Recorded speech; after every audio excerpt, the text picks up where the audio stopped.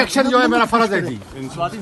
اور یہ سینیٹر سیف اللہ اگر ایک عام کارکن ہو, عام کارکن, انشاءاللہ تعالیٰ میری جان کا نذرانہ ہوگا, آپ پیش کریں گے, اس لیے کہ حقیقی آزادی کے لیے ڈی جی ایف آئی اے سب سے بڑا جو ہے انشاءاللہ تعالیٰ قانون کے دائرے کے اندر جو ہے میں اس سے انشاءاللہ بات کروں گا.